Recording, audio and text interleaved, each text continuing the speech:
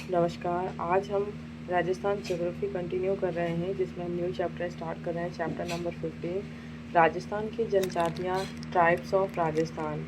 मानव सभ्यता के विकास के साथ ही अनेक जातियाँ प्राकृतिक वातावरण के साथ सामंजस्य रखते हुए उनके स्वच्छंद अंचलों में निवास करती रही है। जैसे जैसे विकास होता जाता है, ये अपनी मूल प्रवृत्तियों से अलग जीवन यापन करने लगती हैं, किंतु कतिपय जातियां आज भी अपने मौलिक स्वरूप को बनाए रखने में सफल हुई हैं। उन्हें ही आदिवासी अथवा जनजाति के नाम से पुकारा जाता है। ये पर्वतीय अथवा वनीय क्षेत्रों में सघन बस्तियों से दूर नदी घाटियों तथा अथवा अनुपयुक्त वातावरण में निवास करती हैं। इनकी अपनी संस्कृति एवं अर्थव्यवस्था है, सामाजिक परंपराएं हैं, जिन्हें ये जीवित रखे हुए हैं। राजस्थान में जनजातियों का महत्वपूर्ण स्थान है। इतिहासकारों के अनुसार भील लोग भी दक्षिणी और दक्षिणी पूर्वी राजस्थान के मूल निवासी हैं तथा राजपूतों ने भीलों को पराजित कर अपने राज्य स्थापित किए। कुशलगढ़ स्थान पर कुशला भील, डूंगरपुर पर डूंगरिया भील, बांसवाड़ा पर बांसिया भील और कोटा पर कोटिया भील शासकों का शासन था। इसी प्रकार आमेर और बूंदी पर मीणा शासकों का शासन था। कालांतर में इन्हें आंतरिक क्षेत्रों में शरण लेनी पड़ी। राजस्थान की जनजातियों में भील, मीणा, गरसिया, सांसी, सहरिया, डामोर, कंजन प्रमुख हैं। इनका संक्षिप्त विवरण अर्थात जातिगत विशेषताएं, सामाजिक एवं आर्थिक स्वरूप यहाँ प्रस्तुत है। भौगोलिक वातावरण के अनुसार जनजातियों में भील और मीणा करीब करीब राजस्थान के सभी जिलों में निवास करते हैं। मुख्यतः मीणों का केंद्रीकरण जयपुर, सवाई माधोपुर, उदयपुर, अलवर, कोटा, बूंदी आदि जिलों में अधिक है। उसी प्रकार भीलों का केंद्रीकरण बांसवाड़ा, डूंगरपुर, चित्तौड़गढ़ और सिरोही जिले में है। गरासिया, सिरोही, उदयपुर और पाली में ही निवास करते हैं और शहरियों का केंद्रीकरण बारां जिले में शाहाबाद तहसील में है। डामोर राजस्थान व गुजरात के सीमावर्ती जिले डूंगरपुर की सिमलवाड़ा पंचायत शैली में मिलते हैं। इस प्रकार के आदिवासी मुख्यतः राजस्थान के सीमावर्ती इलाकों में ही रहते हैं, जो दक्षिणी में गुजरात राज्य के साबरकांठा, बनासकांठा तथा पंचमहल जिलों में से मिलते हैं तथा कोटा जिले की शाहाबाद तहसील मध्य प्रदेश से मिलती है। राजस्थान की प्रमुख आदिवासी जातियों का विवरण यहाँ प्रस्तुत है। पहला पॉइंट पढ़ रहे हैं भील। भील, जिन्हें किरात भी कहा जाता था, एक पुरानी जाति है और इसका उल्लेख वाल्मीकि, कालिदास, भारवी और भवभूति ने भी अपने रामायण, रघुवंश एवं उत्तर रामचरित में किया है। तुलसीदास ने भी किरात के बारे में बहुत लिखा है, जो भील का ही पर्यायवाची है। पहले भील भारत में हिमालय की तलहटियों में और विंध्याचल के जंगलों में रहते थे। आजकल केवल पश्चिमी विंध्याचल और दक्षिणी अरावली पहाड़ों के दोनों ढालों पर ही निवास करते हैं। राजस्थान में इनकी संख्या करीब 10 लाख है, जो समग्र जनसंख्या का 5% होता है। समग्र आदिम जातियों में ये 39.36% है, जिसे पहले बताया जा चुका है कि भील राजस्थान के प्राय सभी जिलों में पाए जाते हैं, लेकिन इनका केंद्रीकरण बांसवाड़ा, डूंगरपुर, उदयपुर, राजसमंद, चित्तौड़गढ़, प्रतापगढ़, भीलवाड़ा, जोधपुर और सिरोही जिलों में ही है। राजस्थान में भील अरावली की उपत्यकाओं और नदियों की घाटियों में रहते हैं। वहाँ की प्राय समग्र भूमि ऊबड़ खाबड़ होने से ना तो वहाँ अच्छी तरह खेती की जाती है और ना ही अच्छे यातायात के साधन विकसित हुए हैं। ऐसे भागों में जहाँ समतल भूमि मिल जाती है या पहाड़ी ढालों पर वर्षा ऋतु में थोड़ी बहुत खेती से मक्का, माल, सांवा, अन्य जंगली अनाज की फसलें पैदा कर लेते हैं। समतल भूमि का अभाव और भूमि के कटाव की अधिकता के कारण कई भागों में स्थानांतरित कृषि, शिफ्टिंग एग्रीकल्चर की जाती है, जिसे बालरा कहते हैं। यह खेती करने की विधि भीलों में बहुत प्रचलित है। अरावली के यह भाग स्वाधीनता प्राप्ति के पूर्व जंगल एवं काला पानी कहलाते थे। मुख्यतः जलवायु खराब होने से यहाँ मलेरिया, नारू, संग्रहणी आदि बीमारियों लोगों को ही हो जाती है। ऐसा ही दुखद जलवायु में ये प्रकृति पुत्र सदियों से निवास करते रहे हैं। यहाँ के पहाड़ों में अनेक खनिज पदार्थ भर पड़े हैं, जिनमें ज्वार की खानों में सीसा, जस्ता, चांदी, डूंगरपुर में मांडव की पाल पर फ्लोराइड आदि पर पाए जाते हैं। लेकिन यातायात के साधन के अभाव और अशिक्षा के कारण आदिवासियों ने कभी इनका उपयोग नहीं किया। इन ऊबड़-खाबड़ पहाड़ी ढालों पर वर्षा की अधिकता के कारण कटाव बहुत अधिक होता रहता है, अतः कहीं भी समतल मैदान नहीं दिखाई देते। कतिपय छोटे-छोटे टुकड़े मिलते हैं और जिनकी अनुपजाऊ भूमि पर भी खेती कर लेते हैं।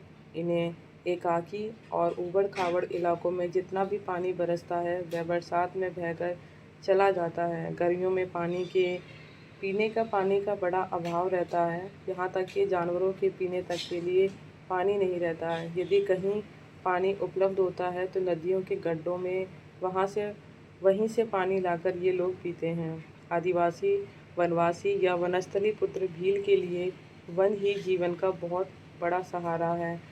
वनों से इनको मकान बनाने, जलाने, खेती के औजार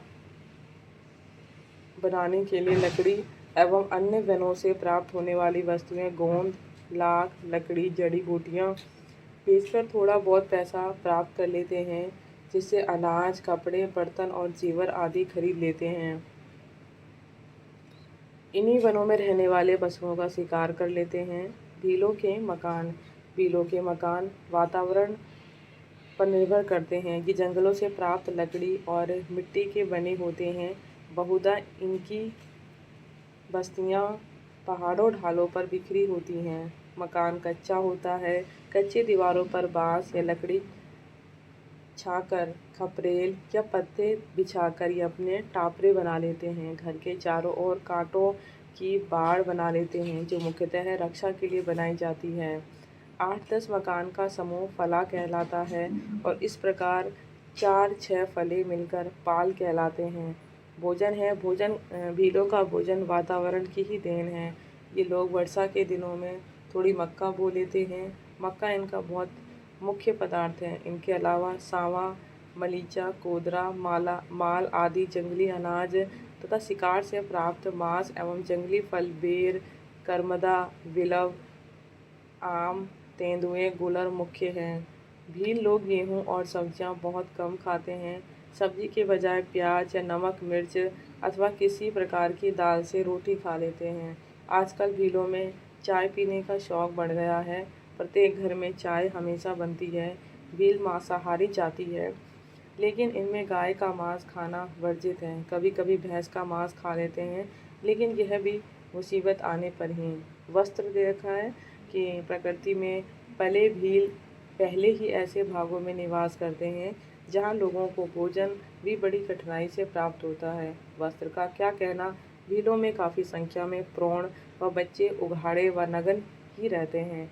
विशेष अवसरों पर पुरुष कपड़ों में घुटनों तक धोती, बख्तरी, सिर पर फेटा बांधते हैं। विवाहित स्त्रियां घाघरा, ओढ़नी व काचरी पहनती हैं। भिलनियाँ लाल रंग की रंग बिरंगी छाप की आशनियाँ पहनना बहुत पसंद करती हैं। भील सिर पर साफा बांधते हैं और उस पर एक रंगीन पट्टी भी बांध लेते हैं, जिसे जाड़िया कहते हैं। बर्तन एवं यातायात के साधन, भीलों के पास बहुत कम बर्तन होते हैं। किसी घर में एल्यूमीनियम का या पीतल का एक कटोरा होता है, जिसमें सभी लोग बारी बारी से सब्जी लेकर खाना खा लेते हैं। भील के घर में एक लकड़ी की कठौती, एक पानी भरने का मिट्टी का घड़ा व एक मिट्टी का तवा, केलड़ी, एक सब्जी की हांडी और एक लकड़ी का चम्मच चाटू होता है। भील अच्छे लड़ाका व साहसी होते हैं। प्रकृति में निवास करने से इन्हें प्राकृतिक शत्रुओं से निरंतर संघर्ष करना पड़ता है और उसके लिए वनों से प्राप्त बांस के तीर कमान बना लेते हैं। तीरों के आगे लोहे का फाल लगा रहता है, पीछे पंख लगे रहते हैं। तीर का उपयोग शिकार एवं युद्ध काल में लेते हैं। अधिकतर छोटी मोटी शिकार पत्थरों से ही कर लेते हैं। कई भीलों के पास बल्लभ भी होते हैं, जिनमें बांस के डंडे के नीचे तीखा लोहे का फाल लगा रहता है। आजकल कुछ भील बंदूकें भी रखने लगे हैं। भील गहन पहाड़ी भागों में निवास करते हैं जहां तक पहुंचने के लिए अच्छे मार्ग नहीं हैं। इधर उधर आने जाने के लिए पगडंडियाँ भी हैं। भील स्वयं लकड़ी वगैरह सब चीज़ें अपने सिर पर लाद कर लाते हैं। आजकल मोटर यातायात के बढ़ जाने से इनकी ये पगडंडियाँ सड़कों से जुड़ गई हैं। इनमें से कुछ लोगों ने बैलगाड़ियाँ व ऊँट पाल लिए हैं जिन पर लकड़ी लादकर नगरों तक ले जाया जाते हैं। आर्थिक क्रियाएं एवं संपत्ति। भील मुख्यतः ऊबड़ खाबड़ प्रदेश में रहते हैं। खेती के लिए जहाँ कहीं भी समतल भूमि मिल जाती है वहाँ वर्षा के दिनों में मक्का एवं दलदली भागों में चावल बो देते हैं। मक्का इतना मुख्य भोजन है। भीलों का मुख्य आर्थिक साधन कृषि ही है और इनमें से 86% कृषि में, 10% कृषि मजदूरी में तथा करीब 4% वन शिकार एवं खाने खोदने में लगे हुए हैं। छोटा सा कच्चा मकान, एक ऊबड़ खाबड़ खेत का टुकड़ा, कुछ बर्तन, कुछ बकरियां, कुछ बैल, गाय, भैंस, मुर्गियां, कुल्हाड़ियां एवं तीर कमान इनकी संपत्ति है। कृषि के पश्चात लकड़ी काटना दूसरा धंधा है। खेतों के साथ पशु भी पाल लेते हैं जिनमें बकरियां व गाय मुख्य हैं। इनमें मांस, चमड़ा प्राप्त होता है जिनको बेचकर ये लोग पैसा प्राप्त करते हैं और भोजन, कपड़े आदि जुटाते हैं। भीलों के पास इस प्रकार बहुत कम संपत्ति होती है। सामाजिक संगठन। भील बिखरे बिखरे पहाड़ी भागों में अपने अपने फलों में रहते हैं। इनका समूह पाल कहलाता है। इनका मुखिया गमेती या पालजी कहलाता है। उसका यह पद पैतृक होता है जो इनके झगड़े निपटाता है। इनका संगठन इतना मजबूत होता है कि कभी गांव पर या गांव के किसी भी व्यक्ति पर संकट आ जाने पर बाड़ू टेकरी पर चढ़कर बजाने पर सभी भील हथियार लेकर एकदम इकट्ठे हो जाते हैं और खतरे का सामना करते हैं। भीलों में अशिक्षा, उपेक्षित वातावरण में निवास करने के लिए पर्याप्त आवश्यक गुण हैं। आजकल सरकार ने जगह स्कूल खोल दिए हैं। भील बच्चों के लिए हॉस्टल एवं पढ़ाई की सुविधा प्रदान की है। फिर भी आर्थिक दरिद्रता के कारण 5% लोग भी शिक्षित नहीं हो पाए हैं। इसके साथ भीलों का अपने घरों में से इतना ममत्व होता है कि उसे छोड़कर दूर रहना उन्हें अखरने लगता है। अतः बाहर जाकर पढ़ना बच्चे एवं उनके माता पिता कम पसंद करते हैं। भीलों का त्योहार।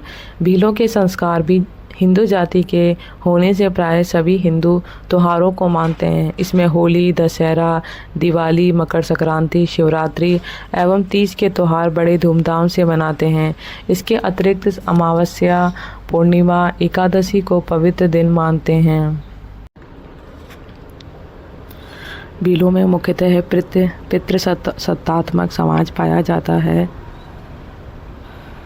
पिता घर में सबसे बड़ा व्यक्ति होता है, वही सब प्रकार के निर्णय लेता है। भील पुरुष थोड़ा आलसी होता है, वह थोड़ा काम करता है, लेकिन स्त्रियां परिश्रमी होती हैं।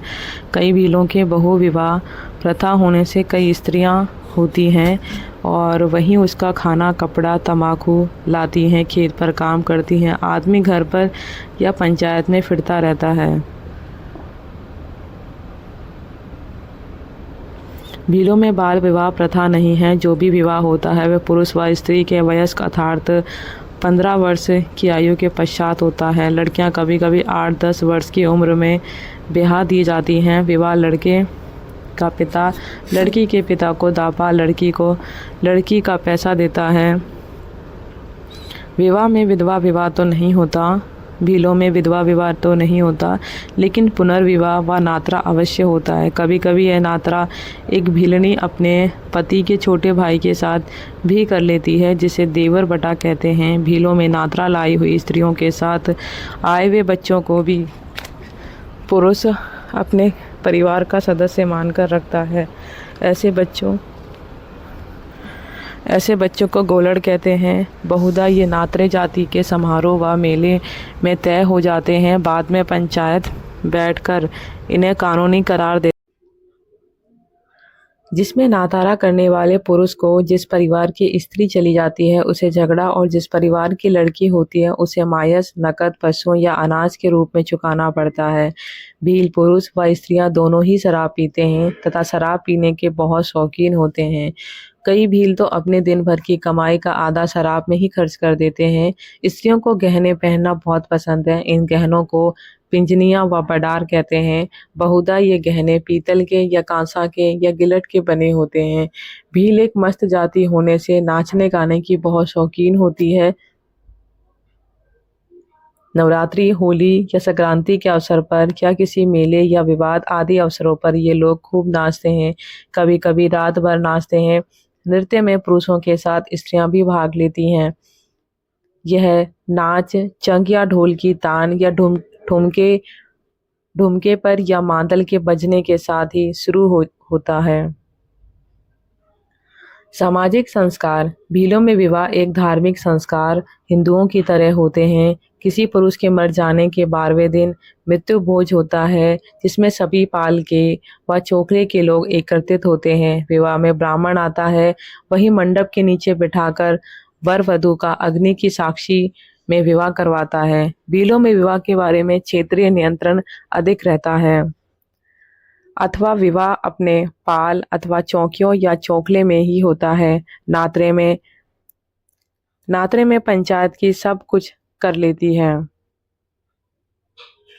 भील अंधविश्वासी बहुत होते हैं। अपने पिछले पितृ मूल ऋण पूरा करने के लिए पुरुष संतान चाहते हैं और उसके लिए कभी कभी स्त्रियां स्वयं पुरुष का दूसरा विवाह करवा देती हैं। भील देवी देवताओं महादेव जी, केसरियानाथ, भैरव जी एवं खाकल देव आर्यों में बहुत विश्वास करते हैं। भीलों में स्त्रियों में सगड़ी या डाइन का शक हो जाने पर उससे बच्चों को बचाते रहते हैं। कभी कभी उसे मार भी डालते हैं। भूत प्रेतों, जादू टोनों में भी भील बहुत विश्वास करते हैं। बहुधा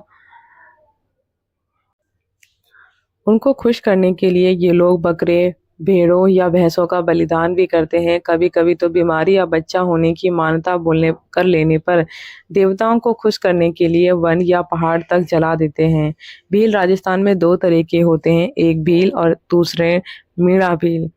भील मीणों की संख्या बहुत कम है या प्रकृति के पुत्र इतनी पंचवर्षीय योजनाओं के पूरा होने पर भी अपनी आदिम अवस्था में जीवित व्यतीत करते हुए भारत जैसे स्वतंत्र देश के नागरिक हैं। कई बार इनकी गरीबी का फायदा उठाकर उदयपुर के खेरवाड़ा, बागपुरा और कोटड़ा क्षेत्र में ईसाई पादरी इन्हें धर्म परिवर्तन के लिए मजबूर करते आए हैं। गरासिया। राजस्थान में गरासिया एक बदला लेने वाले व्यक्ति के लिए संज्ञा दी जाती है। भाई बंधुओं से संबंध ठीक न होने पर गरासिया कहते हैं। ये गरासिया दक्षिण पूर्वी राजस्थान, सिरोही, डूंगरपुर, उदयपुर, सलूम्बर एवं पाली जिलों की सीमा पर रहते हैं। इनका वितरण इस बात का घोतक है कि ये लोग राजस्थान गुजरात की सीमा पर पाली, उदयपुर एवं जालोर के किनारे कतार में फैले हुए हैं।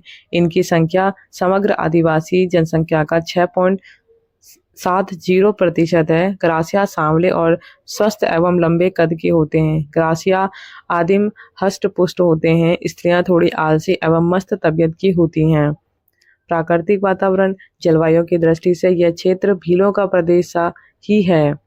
सामान्यतः इस प्रदेश में वर्षा की अधिकता रहती है। समतल और उपजाऊ भूमि के अभाव में ही गरासियों को प्रकृति ने आदिवासी बनाए रखा है।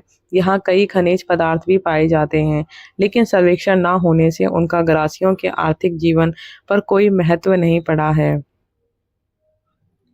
पानी की कमी वर्षा की दृष्टि से नहीं है, लेकिन गर्मी के लिए सुरक्षित पानी न होने से बहुधा जानवरों व मनुष्य को परेशानी भुगतनी पड़ती है। समस्त गरासियों प्रदेश सघन वनों से आच्छादित है।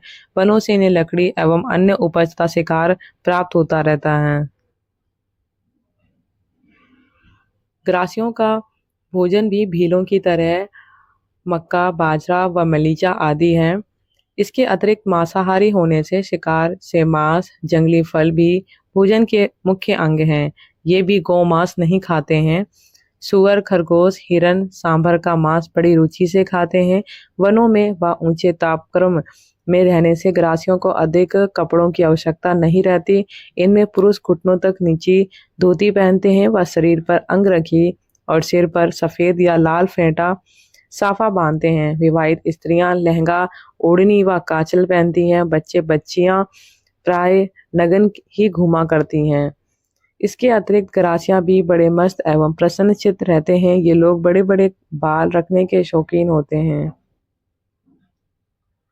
पुरुष चांदी के गहने पहनने में आनंद मानते हैं। स्त्रियां रंगीन पूरी आस्तीन की छींट के ब्लाउज बड़े ही चाव से पहनती हैं। नाचने के ग्रासिये भी उतने ही शौकीन हैं जितने भील हैं। ग्रासियों के मकान जंगलों में प्राप्त होने वाली लकड़ियों एवं मिट्टी के बने होते हैं। कभी कभी इनके मकानों में लकड़ी के मचान बनाकर 2 मंजिल के बना देते हैं।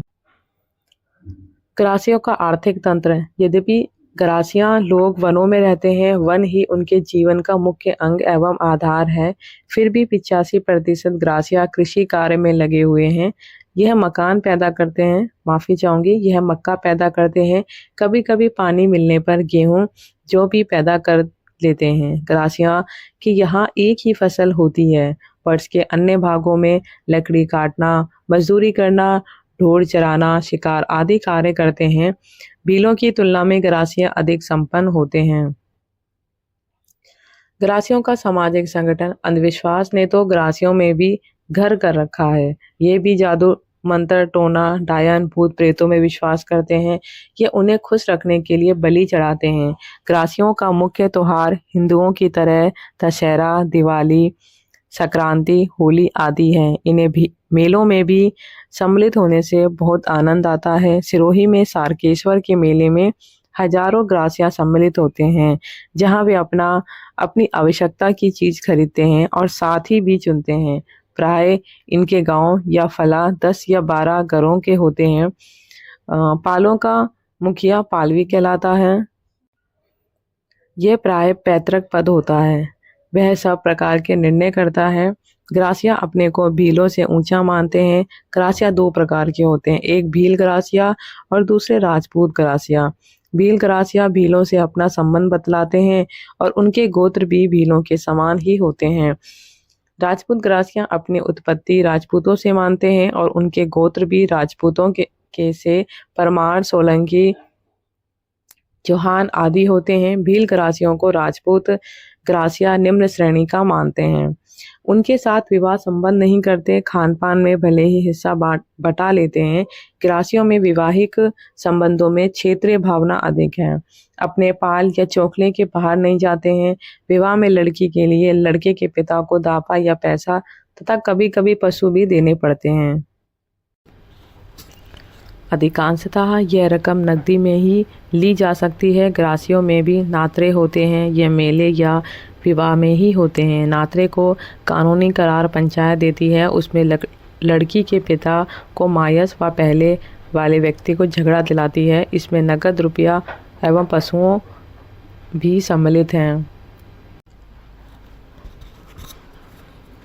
ग्रासियों में मित्र को जलाया जाता है और उसके 13वें दिन भोज किया जाता है। परिवार में सबसे बड़ा या वृद्ध व्यक्ति ही सर्वे सर्वा होता है। ग्रासियों की आर्थिक संपत्ति भी भीलों की तरह झोपड़ा, कुछ पशु एवं एक छोटा सा ऊबड़ खाबड़ खेत का टुकड़ा एवं कुछ वृक्ष, आम व महुआ आदि होते हैं। इनके अतिरिक्त घर में 1-2 पीतल के बर्तन, गूदड़े, कुल्हाड़ियाँ, तीर और खेती के औजार होते हैं। आर्थिक संगठन। आजकल सरकार ने ग्रासियों को शिक्षित करने के लिए स्कूल खोले हैं। कुछ चिकित्सा संबंधी प्रबंध भी किया है। कुछ ग्रासियां सेना में भी भर्ती हो गए हैं। कुछ आबू के पर्यटन केंद्र होने से पर्यटकों की सेवा में लग गए हैं तथा सड़कों एवं यातायात के साधनों में भी लग गए हैं। इन पर भी ईसाई पादरी अपना प्रभाव जमाने के लिए सब प्रकार के प्रयत्न कर रहे हैं, जो भविष्य में संकट पैदा करने वाली बात है। मीणा। राजस्थान की जनजातियों में मीणा जनजाति सर्वाधिक संख्या में पाई जाती है। कुल मीणा जाति का आधे से अधिक भाग राज्य के केवल 5 जिलों अर्थात जयपुर, दौसा, सवाई माधोपुर, करौली और उदयपुर में निवास करती हैं। शेष का विस्तार अलवर, चित्तौड़गढ़, कोटा, बूंदी और डूंगरपुर जिलों में है। इन्हीं के अन्य सीमावर्ती जिलों में सीमित संख्या में मीणा जाति के लोग हैं। मीणा जनजाति की उत्पत्ति का पौराणिक आधार मत्स्यावतार से मानी जाती है। ऐसा माना जाता है कि मत्स्य राज्य कुरु राज्य के दक्षिण में, यमुना के पश्चिम में अर्थात अलवर, भरतपुर, जयपुर जिलों के दक्षिण में स्थित था। यहाँ के शासक मीणा थे, अतः वर्तमान मीणा इन्हीं के वंशज हैं। यह इतिहास का विषय है। मीणा जनजाति के मुख्य रूप से 2 वर्ग पाए जाते हैं। पहला जमींदार मीणा, दूसरा चौकीदार मीणा। उच्च मीणा वर्ग आमेर, जयपुर और इसके समीपस्थ जिलों में निवास करते हैं, जबकि अन्य मीणा वर्ग उदयपुर, कोटा, बूंदी और चित्तौड़गढ़ जिले में हैं। मीणा जनजाति के भाट जागा के अनुसार मीणाओं में 13 पाल, 32 तड़ तथा 5200 गोत्र पाए जाते हैं। जनजातियों में मीणा हष्ट-पुष्ट, बहादुर, गहरे गेहुआ और सांवले रंग के मझले कद की गठीली बदन वाली जाति है। भीलों से शारीरिक दृष्टि से अधिक सुदृढ़ एवं बुद्धिमान, निडर, साहसी व बहादुर हैं। कर्नल जेम्स टॉड ने मीणों का मूल निवास काली खो पर्वतमाला बतलाया है। यह पर्वतमाला अजमेर से आगरा तक फैली हुई है। यही मीणों के राज्य थे। बाद में राजपूतों ने उन्हें दबाया और इनका आतंक समाप्त करने के लिए मित्र बना लिया। अपने दरबारों में उन्हें पद देकर इनका प्रभाव समाप्त कर दिया। मीणों का मुख्य व्यवसाय खेती है। मीणों की 91% जनसंख्या कृषि में, 3% कृषि की मजदूरी, बाकी लोग वन, शिकार, चौकीदारी और सेना में नौकरी करते हैं। खेती में मक्का, ज्वार, गन्ना, तंबाकू, कपास, गेहूँ, जौ और दालें आदि बोते हैं। जहाँ पानी उपलब्ध होता है वहाँ पर 2-2 फसलें भी लगा देते हैं। मीणों के खेती के औजार वनों से प्राप्त लकड़ी से बनाए जाते हैं। इनके हथियारों में लकड़ी और पत्थर निर्मित कुल्हाड़ी और तलवार मुख्य हैं। कोई बंदूक भी रखते हैं। भीलों की अपेक्षा मीणों के घरों में बर्तनों के प्राय 1-2 थालियाँ, 3-4 कटोरियाँ, 1 परात और 1-2 लोटा आदि होता है। उनकी संपत्ति में खेत,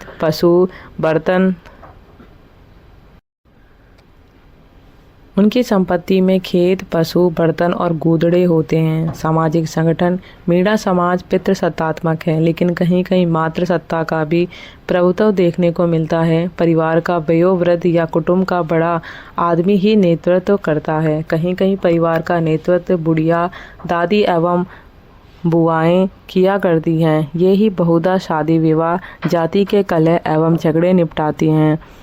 मीणों में भील की तरह पंचायती संगठन इतना प्रबल नहीं होता, लेकिन विवाह, मृत्यु एवं नातरे के झगड़े के समय पंच बैठकर फैसला करते हैं।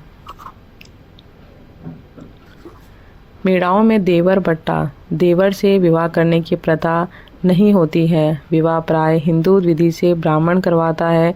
इनके विवाह में भी लड़की वालों को दापा देना पड़ता है। मृतक के पीछे मृत्यु भोजन करने का भी रिवाज है। स्त्रियां गहनों की भी बड़ी शौकीन होती हैं। पाँव में चांदी के कड़े, लंगर, कान में बालियां, ओढ़नियाँ, टोकरियाँ और सिर पर बोर, बाजू पर झेला आदि बांधती है। कभी कभी पुरुष भी हाथों में चांदी के कड़े और एक पाँव में बड़ा सा चांदी का कड़ा पहनते हैं। मीणा पुरुष हष्ट-पुष्ट और मस्त होते हैं। मीणों की स्त्रियों भी स्वस्थ होती हैं। मीणों की स्त्रियां खूबसूरत होती हैं और इनकी स्त्रियां नाच गानों में भीलों की तरह पुरुषों के साथ भाग नहीं लेती। मीणा प्राय अंधविश्वासी होने से भूत प्रेत, डायन, जादू मंत्र में विश्वास करते हैं। इनके मुख्य आराधक भैरव, माताजी, हनुमान जी, चार भुजा और महादेव जी होते हैं। इन्हें खुश करने के लिए बलिदान, बोलमा, मानता बोलते हैं। मीणे भी सभी हिंदुओं के त्योहार होली, दिवाली, दशहरा, मकर संक्रांति, तीज, गणगौर आदि मनाते हैं। मीणा भी मेलों में भाग लेने के बहुत शौकीन होते हैं।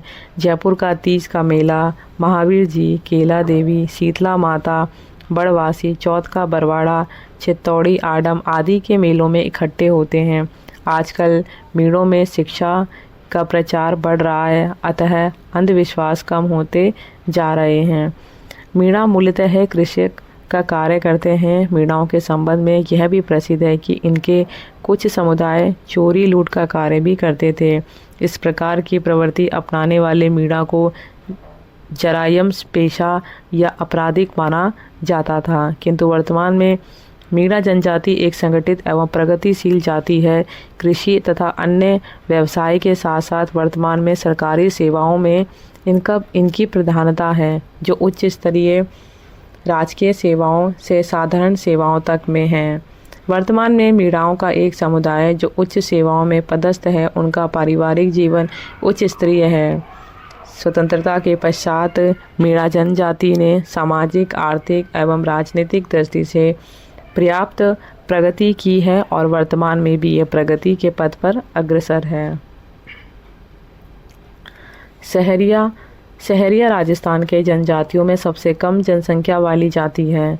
कुल जनसंख्या का 1% मात्र शहरियों की बस्तियां दक्षिणी पूर्वी राजस्थान में 12 जिले की सीमा और मध्य प्रदेश के गुना जिले में हैं। 12 जिले में सहरिया, शाहबाद और किशनगंज तहसीलों में निवास करते हैं।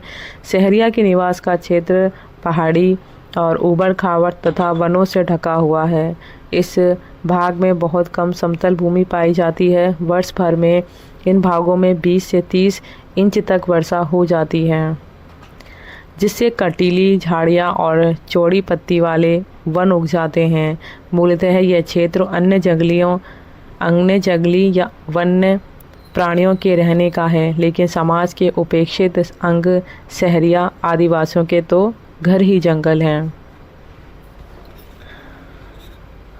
अर्थव्यवस्था आर्थिक दृष्टि से सहरिया बड़े ही अनुपयुक्त वातावरण में बसे हुए हैं, जो एकाकी विकास की दृष्टि से पिछड़ा हुआ है। समतल भूमि का अभाव होने से सहरिया जहाँ कहीं भी समतल भूमि मिल जाती है कृषि करते हैं एवं पशुपालन करते हैं। खेती में ज्वार मुख्य अनाज है। अन्य फसलें कुओं द्वारा सिंचाई करके पैदा करते हैं। लड़का विवाह के पश्चात अपने परिवार से अलग हो जाता है, लेकिन सारा परिवार एक साथ ही रहता है। परिवार के वृद्ध व्यक्ति का ही सब आदेश मानते हैं। इनकी जाति में मुख्य पंच को कोतवाल कहते हैं, जिसका चुनाव होता है।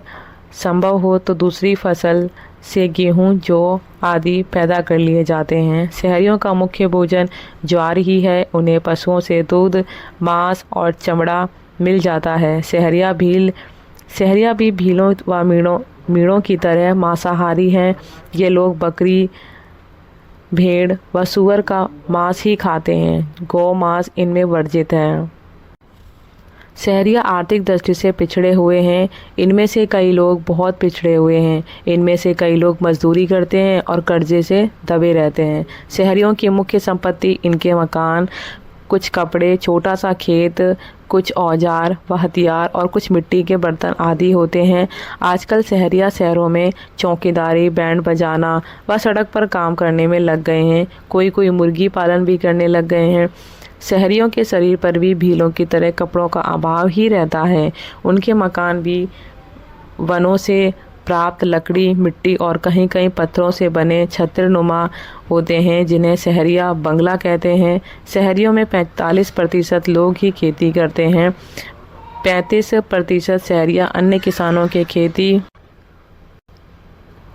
35% सहरिया अन्य किसानों के खेतों में मजदूरी करते हैं। इनके अतिरिक्त कुछ लोग वनों और खाने खोदने में लगे हैं।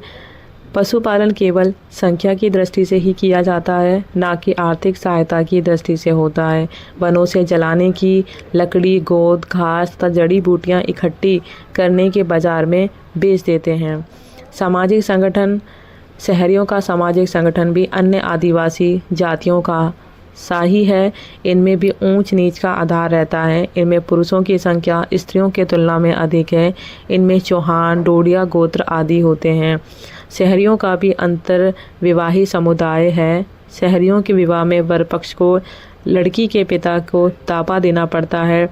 नात्रा की प्रथा भी प्रचलित है। इनमें भी मृतक के जलाने की प्रथा और मृत्यु भोज भी किया जाता है। शहरियों के मुख्य त्योहार मकर संक्रांति, सांवली अमावस्या, दिवाली, होली, दशहरा आदि हैं। त्योहारों के अलावा शहरिया मेलों में भी बड़े उत्साह से भाग लेते हैं। मेलों से वे वस्तुएं भी खरीदते हैं और जीवन साथी भी चुनते हैं तथा नातरे भी होते हैं। शहरिया रंग बिरंगे कपड़े पहनने के शौकीन होते हैं, लेकिन छीट आदि कम पहनते हैं।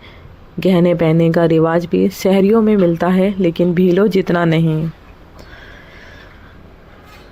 शहरिया जादू मंत्र और देवी देवताओं मेरू भवानी में विश्वास करते हैं और भेंट भी चढ़ाते हैं। इन्हें प्रसन्न रखने के लिए इनकी पूजा भी करते हैं। आजकल शहरिया लोगों के लिए शिक्षा एवं चिकित्सा का सरकार ने प्रबंध कर दिया है।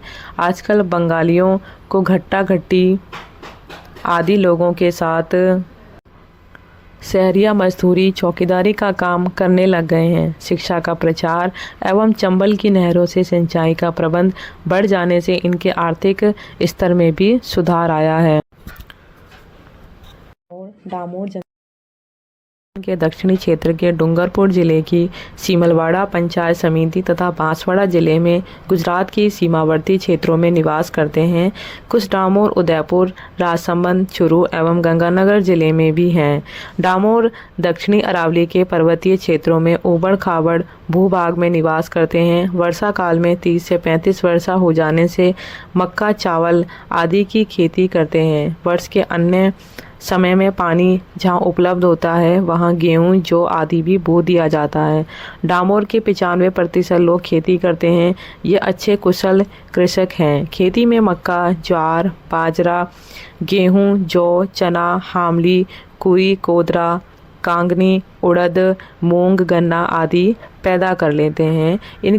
इनका निवास वनों से घिरे होने से लकड़ी भी काट ली जाती है और जंगलों में पाए जाने वाले जानवरों का ये शिकार भी करते हैं। डामोर लोगों का भोजन सादा होता है, जिसमें मक्का, चावल या अन्य मोटा अनाज होता है। कपड़ों की दृष्टि से डामोर भी भीलों की तरह बहुत कम कपड़े पहनते हैं। स्त्रियां छपी हुई ओढ़नियाँ पहनती हैं। बच्चे तो प्राय सर्दियों के सिवाय नंगे ही रहते हैं। डामोर के मकान भी लकड़ी और मिट्टी या घास फूस को स्थायी रूप में जमा करके बना लिए जाते हैं, जिन्हें टापरे कहते हैं। 4-6 टापरों का वाला फला कहलाता है। डामोर में पुरुषों के साथ स्त्रियां भी खेतों में हाथ बाढ़ती हैं। खेती में हल, टॉप, बैलगाड़ी, बरबर, फावड़ा, गेंती आदि औजारों का उपयोग करते हैं। उनमें से करीब 2 से 5% मजदूर वनों और खाने खोदने का कार्य करते हैं। डामोर पशुपालन भी करते हैं। इनमें बैल, गाय, भैंस, ऊंट, बकरियां आदि हैं, जिनसे मांस, खाले, दूध और चमड़ा प्राप्त होता है। सामाजिक संगठन डामोर 2 प्रकार के होते हैं, उच्च डामोर और निम्न डामोर। उच्च डामोर अपने को पहले आया हुआ मानते हैं और वे निम्न डामोरों से भी भेद रखते हैं। डामोर परिवार में एक विवाहित पुत्र उसी समय तक रहता है जब तक उससे छोटा पुत्र विवाहित होकर नहीं आ जाता। डामोर में विवाह में क्षेत्र विवाह का महत्व अधिक है। आखिरी पुत्र पिता के साथ ही रहता है। विवाह के पश्चात पिता की संपत्ति पर पुत्र का कोई अधिकार नहीं होता। स्त्रियां पति की मृत्यु के पश्चात नात्रा भी कर सकती हैं। इनमें देवर भट्टा भी होता है। मृत्यु को वैसे भी सभी डामोर जलाते हैं, लेकिन कोई डामोर गाड़ते हैं। मृतक के पीछे मृत्यु भोज का रिवाज इनमें प्रचलित है। इनके जाति के झगड़े भी पंचायत। डामोर अपने आप को राजपूत मानते हैं। इनमें राजपूतों के सिसोदिया, राठौड़, चौहान आदि गोत्र हैं। इनके सभी संस्कार हिंदू जैसे ही होते हैं। बच्चे का नामकरण ब्राह्मण करता है। कभी कभी नाम दिन के अनुसार थावरा, दीता, मंगलिया रख देते हैं या रंग के आधार पर भी, जैसे कालिया आदि। बच्चों के मुंडन की भी प्रथा है। अन्य आदिवासियों की तरह यह भी अंधविश्वासी हैं। मुख्यतः भूत प्रेतों में विश्वास करते हैं तथा कार्य की सफलता एवं बीमारी का इलाज केसरिया जी, डाकोर जी, कुबेर जी, कालका माता या हनुमान जी ही मानते हैं। उन्हें प्रसन्न करने के लिए बलिदान और प्रसाद भी चढ़ाते हैं। आज़ादी के पहले डामोर के गांव का नेतृत्व मुखिया करते हैं। डामोर भी भीलों की तरह मेले में सम्मिलित होने के बहुत शौकीन होते हैं। इनमें बेणेश्वर का मेला मुख्य है। इनके त्यौहार हिंदुओं की तरह ही दिवाली, होली आदि है। आर्थिक संगठन गुजरात से ही डामोर आदिवासी खेती करते आए हैं। राजस्थान में बसने वाले डूंगरपुर के डामरों के पास कृषि योग्य भूमि बहुत थोड़ी है। एक परिवार के पास औसतन 3 से 4 बीघा से अधिक ज़मीन नहीं है। यदि वर्षा हुई तो वे वर्ष में 2 फसलें ले लेते हैं। खरीफ की फसल में ये आदिवासी मक्का और दालें पैदा करते हैं। कहीं कहीं मूंगफली की फसल भी ली जाती है। रबी की फसल में मुख्यतः 4 चना लिए जाते हैं। नगद फसल लेने का रिवाज अभी डामोर में नहीं चला। पिछले 4 दशकों के विकास कार्यक्रम के चलने के परिणाम स्वरूप डामोर आदिवासी में आधुनिक कृषि के प्रति जागृति आई है। वे रासायनिक खाद, सुधरे हुए बीज, कीटनाशक, दवाइयों आदि का प्रयोग करने लगे हैं। उनकी सबसे कठिन कठिनाई छोटी जाति का होना तथा साख का अभाव है। जिस संभाग में वे रहते हैं वहाँ की भूमि उपजाऊ नहीं है। कुएं के बिना सिंचाई नहीं हो सकती। कुओं का पानी भी बहुत गहरा है। अतः कृषि में जल के लिए ये लोग पूर्णतः वर्षा पर निर्भर हैं। ऐसी अवस्था में डामोर की कृषि अर्थव्यवस्था एक किताबी अर्थव्यवस्था की तरह है।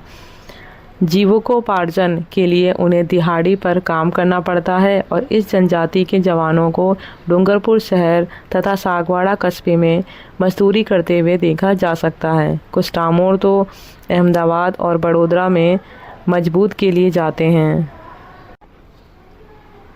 डामोर अर्थव्यवस्था की बहुत बड़ी त्रासदी यह है कि उनमें शिक्षा का प्रसार नहीं हुआ। पढ़े लिखे लोग बहुत थोड़े हैं। इसका परिणाम यह हुआ कि लोग सरकारी नौकरी में आरक्षण के होते हुए भी प्रवेश नहीं कर पाते। शिक्षा और प्रशिक्षण के अभाव में वे अपनी अर्थव्यवस्था को अन्य आदिवासियों की तरह अनेकता नहीं दे पाए। अतः आर्थिक दृष्टि से डामोर आदिवासी उपयोजन क्षेत्र में होते हुए भी विपन्नावस्था में हैं।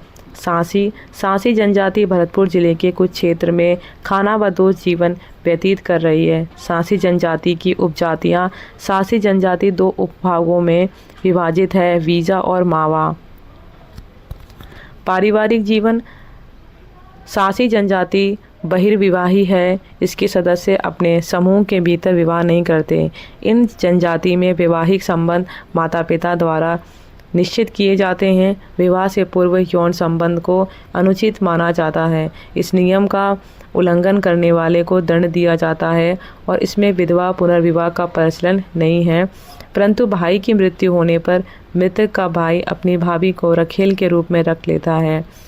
सामाजिक जीवन सांसी जनजाति खानाबदोश जनजाति है। इसके सदस्य गिरोह के रूप में अपना डेरा बदलते रहते हैं।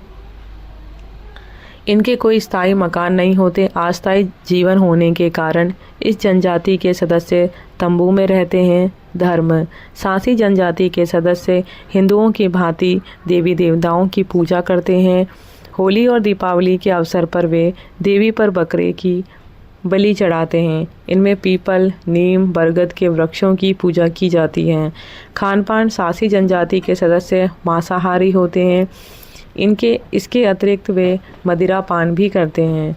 अर्थव्यवस्था सांसी जनजाति के सदस्य घुमंतु जीवन व्यतीत करते हैं। वे जंगली जानवरों का शिकार करते हैं। इसके अतिरिक्त कुछ हस्तशिल्प और कृषि व्यवसाय का भी कार्य करते हैं। कंजर यह एक घुमंतु जाति है जो अपराध वृत्ति के लिए प्रसिद्ध है। चोरी, डकैती, लूटमार तथा राहजनी के कार्य इनके लिए सहज हैं। यद्यपि इनके सुधारने के अनेक सरकारी प्रयत्न किए गए हैं, लेकिन परिणाम सीमित रहा है। कंजर मुख्यतः कोटा, बूंदी, बारा, झालावाड़, भीलवाड़ा, अलवर, उदयपुर तथा अजमेर में हैं। इस जनजाति के लोग छोटे कद के होते हैं तथा पैदल चलने में महारत लिए होते हैं। इस जाति में एकता तथा पंचायत का आदेश मानते हैं।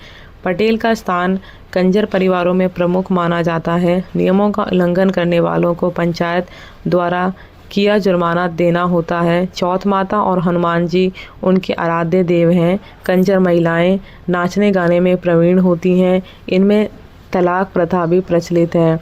कोई भी पक्ष तलाक ले सकता है। यदि तलाक पति जाता है तो वधू को दी गई रकम वापस नहीं मांग सकता और तलाक की स्वीकृति पंचायत देती है। मृतकों को दफनाने की प्रथा है। कंजर जाति के लोग चोरी डकैती करते आए हैं, किंतु अब मजदूरी भी करने लगे हैं। सामान्यतः ये अत्यधिक गरीबी में जीवन यापन करते हैं। जनजाति कल्याण कार्यक्रम। स्वतंत्रता के पश्चात केंद्र एवं राज्य सरकार ने जनजाति कल्याण पर अत्यधिक ध्यान दिया है। प्रथम पंचवर्षीय योजना से ही आदिवासी कल्याण पर अलग से बजट का प्रावधान रखा जाता है। राज्य में प्रथम योजना में जहां 9.11 करोड़ रुपए आदिवासी कल्याण हेतु प्रावधान था, वहीं पाँचवीं योजना में यह राशि 149.05 करोड़ और सातवीं योजना में 674.71 करोड़ राशि थी।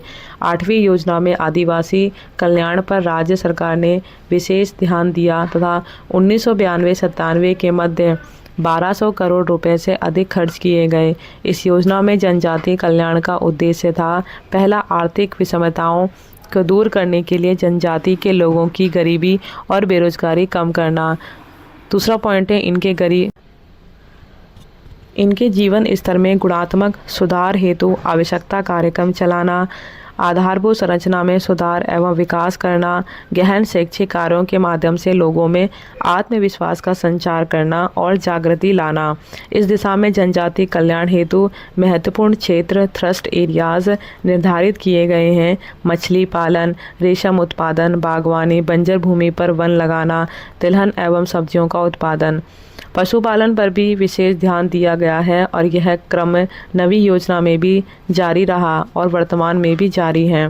राज्य सरकार ने जनजातियों के विकास हेतु अनेक कार्यक्रम चलाए हैं। इनमें महत्वपूर्ण कार्यक्रम निम्नलिखित हैं। जनजाति उपयोजना, माड़ा समुदाय मॉडिफाइड क्लस्टर, माड़ा मॉडिफाइड एरिया डेवलपमेंट अप्रोच, शहरिया विकास कार्यक्रम, बिखरी जनजाति विकास कार्यक्रम। पहला है जनजाति उपयोजना। इसके अंतर्गत बांसवाड़ा, डूंगरपुर एवं प्रतापगढ़ जिले पूर्ण रूप से तथा उदयपुर, सिरोही, चित्तौड़गढ़, राजसमंद और पाली जिले का कुछ क्षेत्र भी सम्मिलित किया गया है। अब TPS क्षेत्र में गांवों की संख्या 5706 तथा नगर पालिकाएँ 9 हो गई हैं।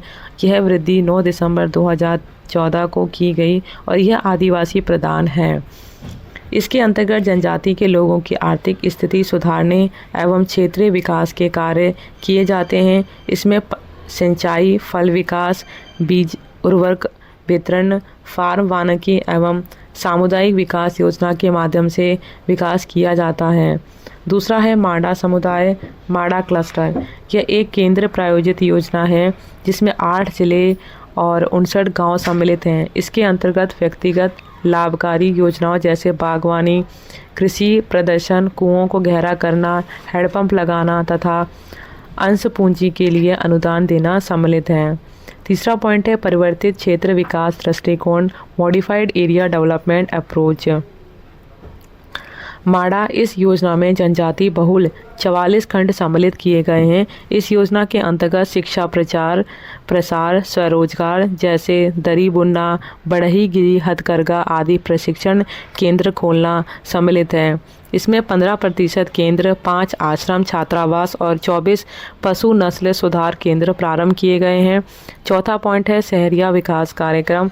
12 जिले की शाहबाद एवं किशनगंज पंचायत समितियों को सम्मिलित कर इसमें रहने वाली शहरिया जाति के विकास कार्यक्रम सम्मिलित हैं, जिसमें केंद्र और राज्य सरकार व्यय करती हैं। 5th पॉइंट है बिखरी जाति के लिए विकास कार्यक्रम। बिखरी जाति के लिए विकास कार्यक्रम का प्रारंभ 1979 में किया गया और इसका संचालन जनजातीय क्षेत्र विकास टाडा या ट्राइबल एरियाज़ डेवलपमेंट एजेंसी द्वारा किया जाता है। इसमें शिक्षा, आवास, हॉस्टल, निःशुल्क पोशाकें, पुस्तकें, छात्रवृत्तियां, परीक्षा पूर्व प्रशिक्षण कार्यक्रम सम्मिलित हैं। उपर्युक्त कार्यक्रमों के अतिरिक्त केंद्र एवं राज्य सरकार की ओर से जनजातियों को नियमित रूप से निम्नलिखित सुविधाएं प्रदान की जाती हैं। पहला है कुटीर उद्योग हेतु भूमि का आवंटन, दूसरा है कृषि भूमि का आवंटन, तीसरा है शिक्षा एवं प्रशिक्षण हेतु छात्रवृत्ति व अनुदान के रूप में आर्थिक सहयोग, चौथा पॉइंट है सरकारी सेवाओं में आरक्षण, पांचवा पॉइंट है कृषि कूप निर्माण, ऋण एवं ब्याज का पुनर्भरण, सिक्स पॉइंट है सरकारी ऋण, सेवन्थ पॉइंट है औद्योगिक क्षेत्रों की स्थापना, 8th पॉइंट है आवासीय भूखंडों का आवंटन, 9th पॉइंट है इंदिरा गांधी नहर क्षेत्र में भूमि एवं भवन निर्माण हेतु अनुदान, 10वां पॉइंट है बसों एवं टेम्पो के क्रय हेतु ऋण। निसंदेह विगत 50 वर्षों में जनजातीय क्षेत्रों में पर्याप्त विकास हुआ है। राज्य सरकार ने जनजातियों को विकास हेतु अनेक प्रोत्साहन दिए हैं। इनमें भू आवंटन में सुविधा, शिक्षा हेतु आर्थिक सहायता के साथ छात्रावासों की सुविधा, आवासीय विद्यालयों का निर्माण, गुणात्मक शिक्षा हेतु मॉडल, पब्लिक स्कूल, आर्थिक उन्नयन हेतु कार्यक्रम, कृषि हेतु भू आवंटन के साथ डीजल पंप सेट देना, उद्यानिकी विकास हेतु उर्वरक देना, कुओं को गहरा करना, एनीकटों का निर्माण आदि कार्य किए जा रहे हैं। इनके स्वास्थ्य हेतु पर्याप्त सुविधाएं प्रदान की जा रही हैं। आदिवासी क्षेत्रों के समग्र विकास हेतु राज्य एवं केंद्र सरकारों की योजनाओं से विकास को एक नई दिशा दी जा रही है।